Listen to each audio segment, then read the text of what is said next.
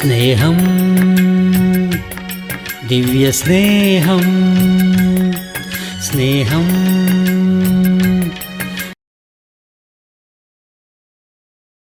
എത്ര പേർക്ക് 23-ാമത്തെ സങ്കീർത്തനം കാണാതെ പറയുവാൻ കഴിയും? കണ്ണു തുറന്നാലും കുഴപ്പമില്ല. കണ്ണു തുറന്ന് ബൈബിൾ നോക്കാതെ പറയാൻ കഴിയുമോ? ഭവനത്തിൽ ചെന്ന് ഈ ദിവസം ഈ വചനത്തെ നിങ്ങൾ മനനം ചെയ്യണം. നിങ്ങൾ മനനം ചെയ്യുകയാണെങ്കിൽ നിങ്ങളുടെ മനസ്സിൽ അത് സ്ഥിരമായിട്ട് ഉറയ്ക്കപ്പെടുവാനിടയാകും. വചനം എവിടെയാണ് ഉണ്ടായിരിക്കേണ്ടത്? തലച്ചോറിലല്ല, അത് മനസ്സിലാണ് ഉണ്ടായിരിക്കേണ്ടത്. അങ്ങനെ ആയിരിക്കുമ്പോൾ മാത്രമേ വചനം മനുഷ്യനെ ജീവിപ്പിക്കുകയുള്ളൂ. ഇത് വളരെ ലളിതമായ ഒരു സങ്കീർത്തനമാണ്. ഒരുപാട് തവണ നാം വായിച്ചതാണ്, നാം ഇതിനെക്കുറിച്ച് പാടിയിട്ടുണ്ട്, ഒരുപാട് തവണ ഇതിൽ നിന്ന് സന്ദേശം കേട്ടിട്ടുണ്ട്, ഇതിനെക്കുറിച്ച് നാം വ്യക്തമായിട്ട് പഠിച്ചിട്ടുമുണ്ട്. എന്നാൽ ഓരോ തവണയും ഈ സങ്കീർത്തനം ധ്യാനിക്കുമ്പോൾ ഒരു തരത്തിലുള്ള അനുഭൂതിയും ഒരു കുളിർമയും അല്ലെങ്കിൽ ഒരു നല്ല അന്തരീക്ഷം ഉണ്ടാകാനിടയാകും. എന്തുകൊണ്ടെന്നാൽ ഈ സങ്കീർത്തനം ദാവീദിൻ്റെ മനസ്സിൽ നിന്ന്, അനുഭവത്തിൽ നിന്നും വന്ന സങ്കീർത്തനമാണ്. ഈ സങ്കീർത്തനം എഴുതിയിരിക്കുന്നതായ ഈ വ്യക്തി കർത്താവിനെ അറിയുന്നവനാണ്. ഇത് സാഹിത്യമല്ല, അനുഭവമാണ്. താൻ ഏകനായി പോയി ഇരുന്നു കൊണ്ട് പ്രാർത്ഥിക്കുമ്പോൾ താൻ എപ്പോഴും ചിന്തിക്കുന്ന വിഷയം എന്താണെന്ന് വെച്ചാൽ, യഹോവ എൻ്റെ ഇടയനാകുന്നു, എനിക്ക് ഒന്നിനും മുട്ടുണ്ടാകില്ല. അവൻ എൻ്റെ ഇടയനാണ്, അവൻ എൻ്റെ കാവൽക്കാരനാണ്, അവൻ എന്നെ സംരക്ഷിക്കുന്നവനാണ്, എൻ്റെ പിതാവ്, എൻ്റെ സ്നേഹിതൻ, എൻ്റെ ജീവിതത്തിൽ സഹായം നൽകുന്നവൻ, എൻ്റെ സർവ്വതും അവനാണ്. അവൻ തന്നെ എൻ്റെ ജീവിതം യേശുവിന് വേണ്ടി സമർപ്പിച്ച അന്നു മുതൽ ഇന്നുവരെയും എൻ്റെ ജീവിതത്തിൽ ഇത്രത്തോളം ഞാൻ ജീവിക്കുന്നതിൻ്റെ കാരണം, ഇത്രത്തോളം ഞാൻ ദൈവത്താൽ അനുഗ്രഹിക്കപ്പെട്ട് മുമ്പോട്ട് വന്നതിൻ്റെ കാരണം, എൻ്റെ മുൻപിൽ ആരുണ്ട് എന്ന് ചോദിച്ചാൽ, പിമ്പിൽ ആരുണ്ടെന്ന് ചോദിച്ചാൽ, എനിക്ക് കൂട്ടായിട്ട് ആരുണ്ടായിരുന്നു എന്ന് ചോദിച്ചാൽ, എൻ്റെ കർത്താവ് ഒഴികെ ആരും എനിക്കില്ല.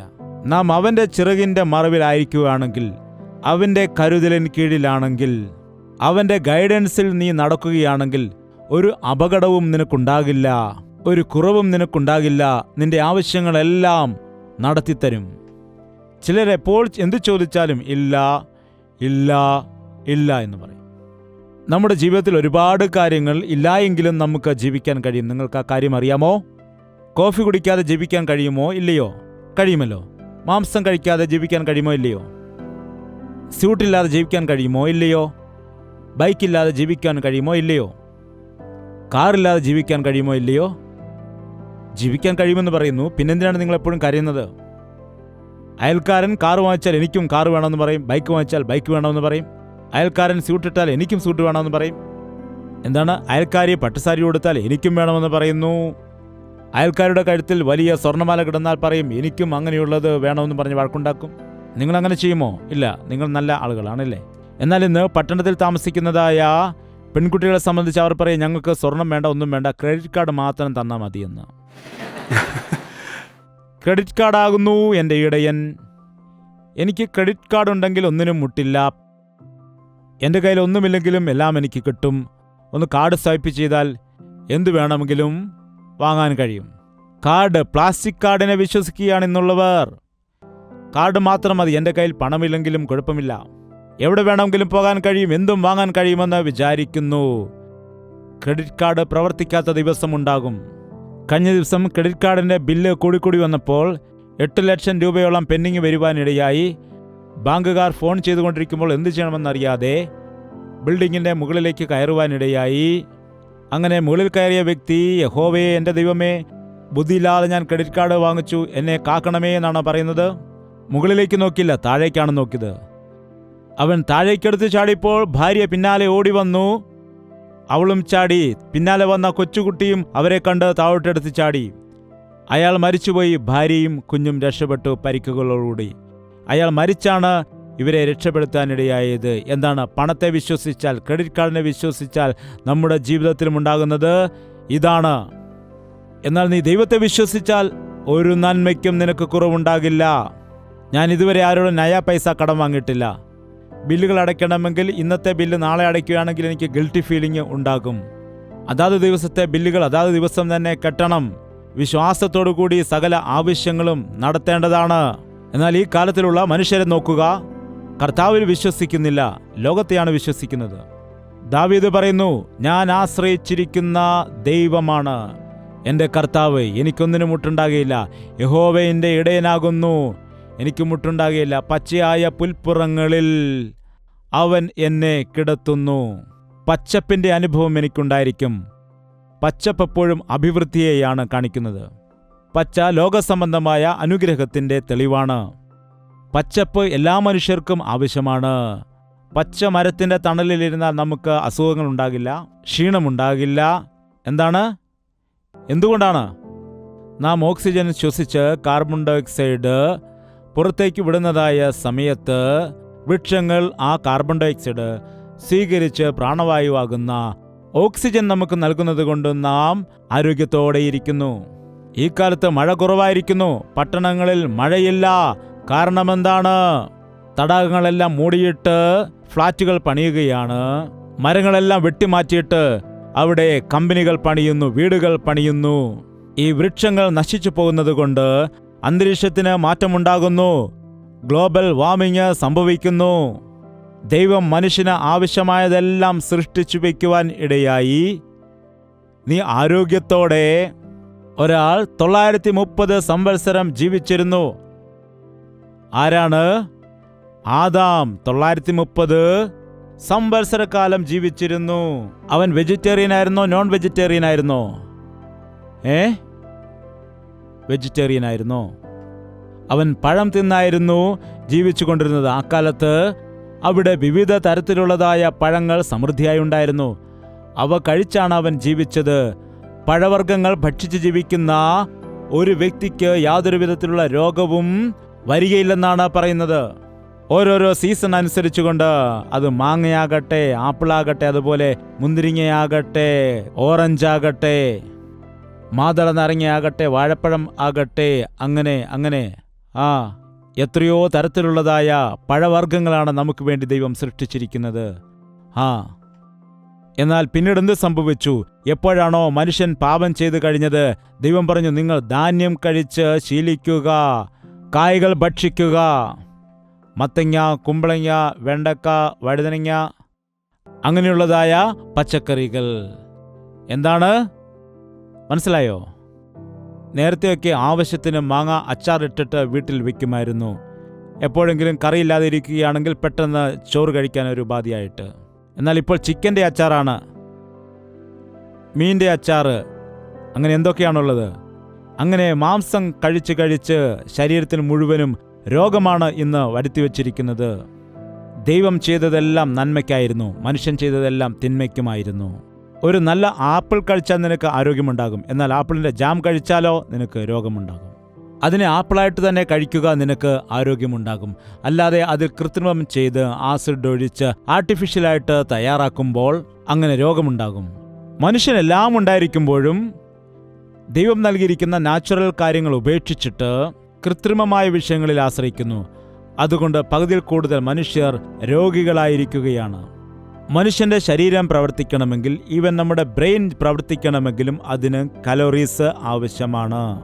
നീ കഴിക്കുന്ന ആഹാരത്തിനനുസരിച്ചാണ് നിന്റെ തലച്ചോറും പ്രവർത്തിക്കുന്നത്. എപ്പോൾ നോക്കിയാലും മാംസം തന്നെ തിന്നിരിക്കുകയാണെങ്കിൽ നിന്റെ ശരീരത്തിൽ അതുമൂലം ഒരുപാട് പ്രശ്നങ്ങൾ ഉണ്ടാകുവാനിടയാകും എന്നത് ഓർക്കണം. ചാരായം കുടിക്കുന്ന ആളുകളെ നോക്കുക. മദ്യപിച്ചിട്ട് സംസാരിക്കുന്ന അവർ മദ്യപിക്കാതിരിക്കുന്ന സമയത്തും അവരുടെ രീതി എങ്ങനെയാണ്? മദ്യത്തിന് അടിമയായിരിക്കുന്ന വ്യക്തിയുടെ ശരീരത്തിൽ ഒരുപാട് മാറ്റങ്ങൾ ഉണ്ടായിരിക്കും. അവൻ്റെ ശരീരം ശരിക്ക് പ്രവർത്തിക്കുകയില്ല, ഞരമ്പുകൾ ശരിക്ക് പ്രവർത്തിക്കില്ല. 30-40 വയസ്സാകുമ്പോൾ തന്നെ ഒരു വൃദ്ധനെ പോലെ അവൻ ആയിരിക്കുന്നത് കാണാം.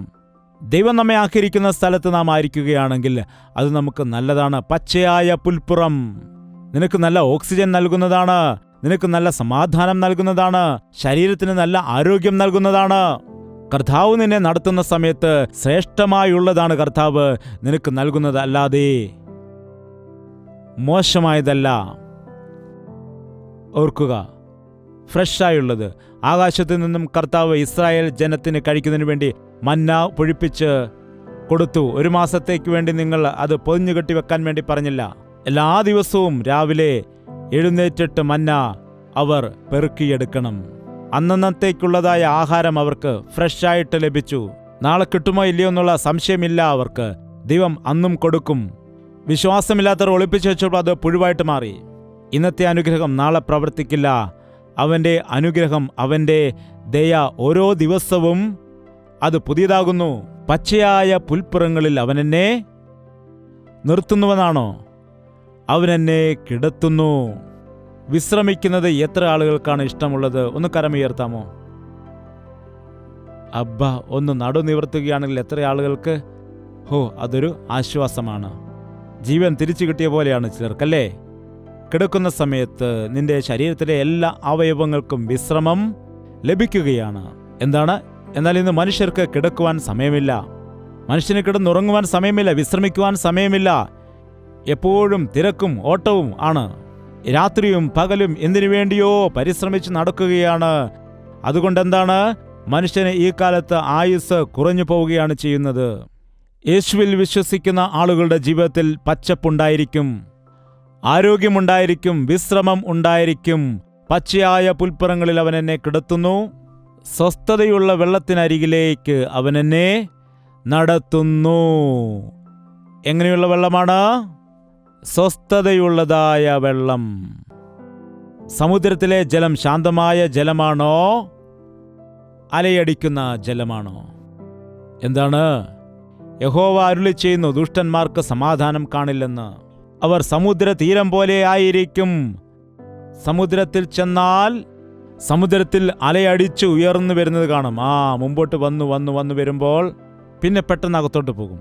അത് പോയെന്ന് വിചാരിച്ച് നിൽക്കുമ്പോൾ വീണ്ടും ഒരെണ്ണം അടിച്ചു വരുന്നത് കാണാം. വീണ്ടും അത് വന്നിട്ട് അതുപോലെ തന്നെ തിരിച്ചു പോകും. ചില മനുഷ്യരുടെ ജീവിതത്തിലും ഇങ്ങനെയാണ്. അവർക്കൊരു സ്ഥിരത കാണില്ല. ഒരു ദിവസം പറയും, ദൈവം എത്ര വലിയവനാണ്. മറു ദിവസമാണെങ്കിൽ അവനെന്താണ് ചെയ്തത്? നിമിഷങ്ങളനുസരിച്ച് നമ്മുടെ ഭക്തി മാറിപ്പോകുന്നു. കാരണം നമുക്ക് സ്ഥിരതയില്ല. സമുദ്ര തീരത്ത് വെള്ളത്തിന്റെ അലകൾ വന്നടിക്കുന്നത് പോലെ മനുഷ്യന്റെ ജീവിതത്തിൽ ഇന്ന് നല്ലതാണെങ്കിൽ നാളെ മോശമായിരിക്കും. പിന്നെ നല്ലതാണെങ്കിൽ അതിനടുത്ത ദിവസം മോശമായിരിക്കും. ഇപ്പോൾ പറയുന്ന കാര്യമായിരിക്കില്ല പിന്നെ പറയുന്നത്. അസ്ഥിരമായിട്ടുള്ള മനുഷ്യൻ. ഒരു വാക്ക് നാം തീരുമാനിച്ചാൽ അതിൽ തന്നെ ഉറയ്ക്കണം. നമ്മുടെ ദൈവം വാക്ക് പറഞ്ഞാൽ നിറവേറ്റുന്ന ദൈവമാണ്. അവന്റെ മക്കളായിരിക്കുന്ന നാം ഒരു വാക്കിനു പോലും ഒരുവൻ തെറ്റാതിരിക്കുകയാണ് എങ്കിൽ അവനായിരിക്കും ശ്രേഷ്ഠനായവൻ. എന്നാൽ ഇന്നുള്ള മനുഷ്യർക്ക് അസ്ഥിരമായ മനസ്സാണ്.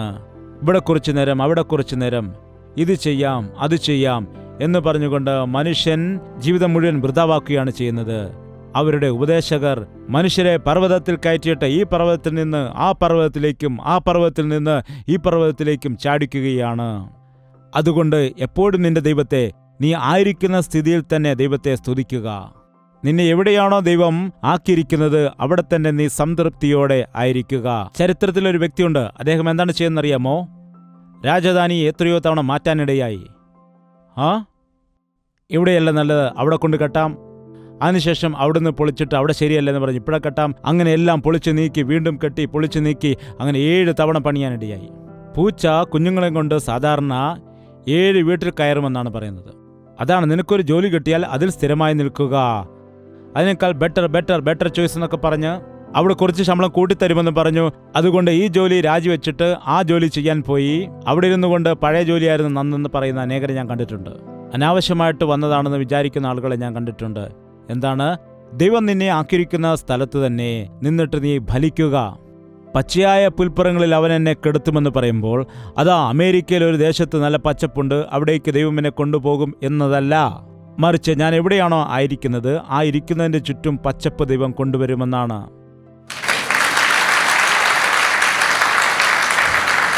അതെ, എന്തിനാണ് നിങ്ങൾ കരങ്ങളടിച്ചത്?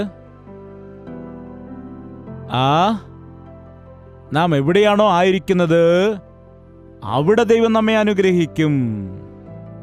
നമ്മെ എവിടേക്കോ കൊണ്ടുപോയി അവിടെ വെച്ച് അനുഗ്രഹിക്കുമെന്നാണ് ചിലർ പറയുന്നത്. ഈ രാജ്യം കൊള്ളില്ല, വേറൊരു രാജ്യത്തിലേക്ക് ദൈവം എന്നെ കൊണ്ടുപോകുമെന്ന് പറയുന്നു.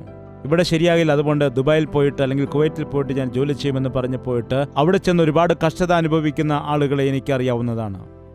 ഒരുപാട് കഷ്ടപ്പെടുന്ന അനേകം ആളുകളുണ്ട്. ദൈവം നിന്റെ കൂടെയുണ്ട് എങ്കിൽ നീ കാരാഗൃഹത്തിൽ കിടന്നാലും അനുഗ്രഹിക്കപ്പെടും, നീ ഗ്രാമത്തിൽ കിടന്നാലും അനുഗ്രഹിക്കപ്പെടും, പട്ടണത്തിൽ നിന്നാലും അനുഗ്രഹിക്കപ്പെടും, നീ നിന്റെ രാജ്യത്തിൽ നിന്നാലും അനുഗ്രഹിക്കപ്പെടും, നീ പരദേശത്ത് പോയാലും അനുഗ്രഹിക്കപ്പെടും. ഇസഹാക്ക് പരദേശിയായിട്ട് അന്യദേശത്ത് വസിച്ചുകൊണ്ട് അവിടെ വിത്ത് വിതച്ച സമയത്ത് ക്ഷാമകാലത്ത് 100 മേനി വിളവ് ലഭിച്ചു. വിദേശ രാജ്യത്താണ്. ക്ഷാമകാലത്ത് അവൻ വിതച്ചപ്പോൾ 100 മേനി ഫലം ലഭിക്കുവാനിടയായി. അത് ദൈവം അവൻ്റെ കൂടെ ഉണ്ടായിരുന്നത് കൊണ്ട് മാത്രമാണ്. ദൈവം അവനെ അനുഗ്രഹിച്ചത് കൊണ്ടാണ്. നീ എവിടെയാണോ ആയിരിക്കുന്നത് അവിടെയാണ് അനുഗ്രഹം. നിന്നിൽ കൂടി നിന്റെ പട്ടണത്തിന് അനുഗ്രഹമുണ്ടാകുന്നു, നിന്നിൽ കൂടി നിന്റെ ഭവനത്തിന് അനുഗ്രഹമുണ്ടാകുന്നു. അവൻ എന്നെ സ്വസ്ഥതയുള്ള വെള്ളത്തിനരികിലേക്ക് നടത്തുവാനിടയാകുന്നു. എന്തു ജലമാണിത്? സ്വസ്ഥതയുള്ളതായ വെള്ളം. എത്ര ശുദ്ധമായ വെള്ളമാണ് ഈ ലോകത്തിന് ദൈവം നൽകിയിരിക്കുന്നത്. നദികളെ സൃഷ്ടിച്ചത്. സമുദ്രജലം കുടിക്കാൻ കൊള്ളില്ല, എന്നാൽ നദിയിലെയാണെങ്കിൽ വെള്ളം വളരെ ശുദ്ധമായ ജലമാണ്. അത് ഫിൽട്ടർ ചെയ്തതുപോലെ. ഇന്നാണെങ്കിൽ കെമിക്കൽസ് ഒക്കെ ഇട്ടാണ് വെള്ളം ഫിൽട്ടർ ചെയ്യുന്നത്. എന്നാൽ ശുദ്ധജലം കുടിച്ചാൽ അത് നിനക്ക് ആരോഗ്യം നൽകും. കർത്താവ് പറയുന്നു, എൻ്റെ അരികിലേക്ക് വരുന്നവർക്ക് വീണ്ടും ദാഹിക്കാതിരിക്കുവാൻ അവൻ്റെ ഉള്ളത്തിൽ നിന്ന് ജീവജലത്തിൻ്റെ നദികൾ ഞാൻ പുറപ്പെടുവിക്കുമെന്ന് കർത്താവ് പറഞ്ഞു. സ്വസ്ഥതയുള്ള വെള്ളത്തിനരികിലേക്ക് അവൻ നമ്മെ നടത്തുന്നു. ഒരു മനുഷ്യന് വെള്ളം ഏറ്റവും അത്യാവശ്യമാണ്. എന്നാൽ ഇന്ന് വെള്ളത്തിൻ്റെ ക്ഷാമം ലോകം മുഴുവനും നടന്നുകൊണ്ടിരിക്കുകയാണ്. എത്രയോ രാജ്യങ്ങളിൽ ആവശ്യത്തിന് ജലമില്ലാതെ ഒരുപാട് ക്ഷാമം അനുഭവിക്കുന്നു. പൈപ്പിൽ വെള്ളമില്ലാതെ, കിണറുകളിൽ വെള്ളമില്ലാതെ, തോടുകളിൽ വെള്ളമില്ലാതെ ഒരുപാട് ക്ഷാമം അനുഭവിക്കുന്ന ആളുകൾ ഉണ്ട്. ബിൽഡിങ്ങുകളിൽ താമസിക്കുന്നവർക്ക് വെള്ളം കിട്ടാതിരിക്കുമ്പോൾ താഴെ നിന്ന് വെള്ളം പിടിച്ച് മുകളിലേക്ക് കൊണ്ടുപോകണമെങ്കിൽ വളരെ ബുദ്ധിമുട്ടാണ്. ആ പാറയിൽ നിന്ന് വെള്ളം പുറപ്പെടുവിച്ചവനാണ് നമ്മുടെ കർത്താവ്. ഞങ്ങൾക്ക് വെള്ളമില്ല, വെള്ളമില്ല എന്ന് ഇസ്രായേൽ ജനം നിലവിളിച്ചപ്പോൾ ഏകദേശം 20 ലക്ഷം ആളുകളായിരുന്നു അന്നുണ്ടായിരുന്നത്. സ്ത്രീകളും പുരുഷന്മാരും കുഞ്ഞുങ്ങളും എല്ലാവരും ചേർന്ന് 20 ലക്ഷത്തിൽ കൂടുതൽ ആളുകൾ ഉണ്ടായിരുന്നുവെന്ന് കണക്കുകൾ പറയുന്നു. അത്രയും ആളുകൾക്ക് ആവശ്യമുള്ള വെള്ളം വേണമെങ്കിൽ ആയിരക്കണക്കിന് വാട്ടർ ടാങ്കറുകളിൽ നിറച്ച വെള്ളം ആവശ്യമായി വന്നു. എന്നാൽ ദൈവം പാറയിൽ നിന്ന് ജലം പുറപ്പെടുവിച്ചു. അവർക്ക് സമൃദ്ധിയായി ജലം കൊടുത്ത ദൈവമാണ്. അവനിൽ ആശ്രയിക്കുന്നവരെ എല്ലാ രീതിയിലും നടത്തുന്ന ദൈവമാണവൻ. നിന്റെ ശരീരത്തിൽ കൂടുതൽ ഭാഗവും ജലമാണുള്ളത്. നിന്റെ ബ്രെയിൻ പ്രവർത്തിക്കണമെങ്കിൽ ജലം വേണം. നിന്റെ ഹാർട്ട് പ്രവർത്തിക്കുവാൻ ജലം വേണം. ഡീഹൈഡ്രേഷൻ എന്ന് കേട്ടിട്ടില്ലേ? നമ്മുടെ ശരീരത്തിൽ ജലാംശം കുറയുമ്പോൾ നമുക്ക് ദാഹമുണ്ടാകുന്നു. ഇതാണ് ലളിതമായി അറിയിക്കുന്നത്. ശരീരം ഡീഹൈഡ്രേറ്റ് ആകുന്നു. വെള്ളം കുടിക്കുക. ശരീരത്തിന് ചൂട് കൂടുന്നു. മനുഷ്യന് വെള്ളം അത്യാവശ്യമാണ്. മനുഷ്യൻ കൈകാലുകൾ കഴുകണം, വസ്ത്രം കഴുകണം, ആഹാരം പാകം ചെയ്യണം. വെള്ളമില്ലാതെ എന്തെങ്കിലും ചെയ്യുവാൻ കഴിയുമോ? ഈ കാലത്ത് മനുഷ്യന്റെ ജീവന്റെ അടിസ്ഥാനമായിരിക്കുന്നതായ വെള്ളം കുറഞ്ഞു പോകുന്നതായിട്ട് കാണുന്നു. ദൈവത്തിൽ വിശ്വസിക്കുന്നവരാണെങ്കിൽ നിനക്ക് ഒരു നന്മയ്ക്കും കുറവുണ്ടാകില്ല. നിന്നെ സ്വസ്ഥതയുള്ള വെള്ളത്തിനരികിലേക്ക് അവൻ നടത്തും. നിന്റെ മനസ്സിന് സന്തോഷം നൽകുവാനിടയാകും. നിന്റെ ജീവിതത്തെ തൃപ്തി നൽകുന്നതായ സ്ഥലത്തേക്ക് കൊണ്ടുപോകും. അപ്പോൾ നമ്മുടെ ജീവിതം നിറഞ്ഞു കവിയുന്ന അനുഭവമുള്ളതായി തീരും, സമൃദ്ധിയുള്ളതായിട്ട് തീരും. അങ്ങനെയുള്ള ജീവിതത്തെ എല്ലാവർക്കും ദൈവം നൽകുമാറാകട്ടെ. എഴുന്നേറ്റ് നിൽക്കുക, നമുക്ക് പ്രാർത്ഥിക്കാം. എല്ലാ വ്യക്തികളും എഴുന്നേറ്റ് നിന്നാട്ടെ. ഒരു പ്രത്യേകമായ സമയമാണിത്. കർത്താവിനോട് നാം സംസാരിക്കുന്ന സമയമാകുന്നു ഇത്. ഒരു നിമിഷം കർത്താവിൻ്റെ സന്നിധിയിൽ നിങ്ങളുടെ ഹൃദയങ്ങളെ പരിശോധിക്കുക. നിന്റെ ജീവിതം എങ്ങനെയായിരിക്കുന്നു? നിന്റെ വിശ്വാസം എന്തായിരിക്കുന്നു? ഈ കർത്താവ് നിന്റെ സ്വന്തം കർത്താവാണോ? നിന്നെ നടത്തുന്ന ദൈവം, നിന്നെ ആശ്വസിപ്പിക്കുന്ന ദൈവം, നിന്നെ ബലപ്പെടുത്തുന്ന ദൈവം. എൻ്റെ ദൈവം എൻ്റെ കൂടെയുണ്ടെങ്കിൽ എനിക്കൊന്നിനും മുട്ടുണ്ടാകില്ല. എൻ്റെ ദൈവം എന്നെ നടത്തും. എൻ്റെ കർത്താവിനെ കരം പിടിച്ചു നടത്തും. എൻ്റെ കർത്താവിനെ ബലപ്പെടുത്തും. എൻ്റെ കർത്താവിനെ ആശ്വസിപ്പിക്കും. എൻ്റെ കർത്താവ് എനിക്ക് സമൃദ്ധിയെ നൽകുമെന്നുള്ള വിശ്വാസം എല്ലാവർക്കും നൽകിക്കാട്ടെ. എല്ലാവരും വായ് തുറന്ന് പ്രാർത്ഥിച്ചാട്ടെ. പരിശുദ്ധനായ സ്നേഹമുള്ള പിതാവേ, ഒരിക്കൽ കൂടി നിന്റെ മക്കളെ നീ ദർശിക്കണമേ. ഞങ്ങൾക്ക് ഇങ്ങനെയുള്ള അനുഭവം വേണം കർത്താവേ. ദാവീദിനെ പോലെ നിന്നോട് ചേർന്നിരിക്കാൻ ഞങ്ങളെ പഠിപ്പിക്കണമേ. ഞങ്ങളുടെ ഹൃദയം നിന്റെ സന്നിധിയിൽ പകരുവാൻ ഞങ്ങളെ സഹായിക്കണമേ. നന്ദി കൊണ്ടും സ്തുതി കൊണ്ടും ഞങ്ങളുടെ ഹൃദയത്തെ നിറയ്ക്കണമേ. ഈ നശ്വരമായ ഈ ലോകത്തിൽ, ദുഷിച്ചതായ ഈ ലോകത്തിൽ നിനക്ക് വേണ്ടി ജീവിക്കാൻ ഞങ്ങൾക്ക് ശക്തി നൽകുമാറാകണമേ. ഞങ്ങൾക്ക് വിശ്വാസം നൽകണമേ. എവിടെ നോക്കിയാലും ക്ഷാമമാണ്, എവിടെ നോക്കിയാലും കഷ്ടതയാണ്, എവിടെ നോക്കിയാലും രോഗമാണ്. ഇങ്ങനെയുള്ളതായ അവസ്ഥയിൽ ഞങ്ങളെ നടത്തുന്ന ദൈവമായിരിക്കുന്നത് കൊണ്ട് നിന്റെ അടുക്കലേക്ക് വരുവാൻ ഞങ്ങളെല്ലാവരെയും സഹായിക്കുമാറാകണം. ഇനിയും രക്ഷിക്കപ്പെടാത്ത യൗവനക്കാരെ ഇന്നു തന്നെ നീ ദർശിക്കുമാറാകണമേ. കർത്താവേ, നിന്റെ വൻ കാര്യങ്ങൾ ചെയ്യണമേ. എല്ലാവരുടെയും ജീവിതത്തിൽ സമൃദ്ധിയെ കൊടുക്കുമാറാകണമേ. പിതാവേ, പിശാചി ഏതൊക്കെ കുടുംബത്തിലാണോ തന്ത്രങ്ങൾ കൊണ്ടുവരുന്നത്, എവിടേക്കാണോ പാപത്തിന് ഇടം കൊണ്ടുവരുന്നത്, അങ്ങനെയുള്ളവരെ നസ്രയനായ യേശുക്രിസ്തുവിന്റെ നാമത്തിൽ വിടുവിക്കുകയാണ് കർത്താവേ. അങ്ങനെയുള്ള കുടുംബത്തിൽ സമാധാനം കൊടുക്കണമേ, സ്വസ്ഥത കൊടുക്കുമാറാകണമേ, ആശ്വാസം നൽകുമാറാകണമേ, സമാധാനം നൽകുമാറാകണമേ, കൃപ കൊടുക്കുമാറാകണമേ, നന്മകളെ കൊടുക്കുമാറാകണമേ. നിറഞ്ഞു കവിയുന്ന അനുഭവം ഞങ്ങൾക്ക് എല്ലാവർക്കും നൽകുമാറാകണം. പരിശുദ്ധാത്മാവിനെ ഞങ്ങളിലേക്ക് പകരുമാറാകണമെന്ന് യേശു ക്രിസ്തുവിന്റെ നാമത്തിൽ അപേക്ഷിക്കുന്നു പിതാവേ. ആമേൻ.